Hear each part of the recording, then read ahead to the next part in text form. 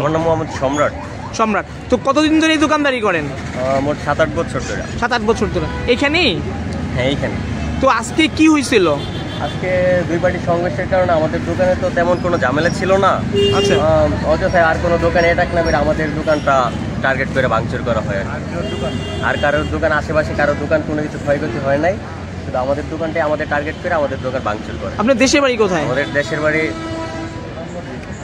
সুনামগঞ্জ। সিলেট সুনামগঞ্জ? হ্যাঁ, সিলেট সুনামগঞ্জ আমাদের বাসা। আচ্ছা, তো আপনার দোকানটা টার্গেট করলো কি কারণে? মানে কি তাদেরকে আপনি চাঁদা দেন নাই নাকি না কি কারণে?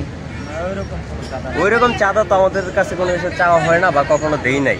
এখন কোন কারণে কেউ চায়ও নাই, কিন্তু কোন কারণে ভাঙা হয়েছে সেটাও আমরা বলতে পারবো না, কিন্তু আমরাও সঠিকটা বলতে পারবো না। আইসা দেখি যে দোকানে এই অবস্থা, প্রায় আমাদের 7 থেকে আমাদের দোকান বন্ধ ছিল, প্রায় আইসা দেখি প্রায় 7-8 লাখ টাকার মতো ক্ষয়ক্ষতি হয়।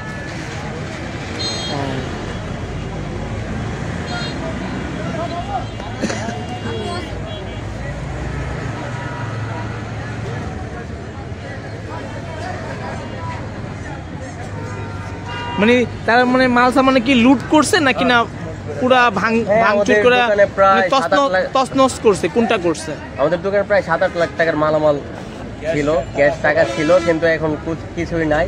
এখন কিছু মালামাল পড়ে আছে, আর যা ছিল তা তো লুট করে নিয়ে চলে গেছে।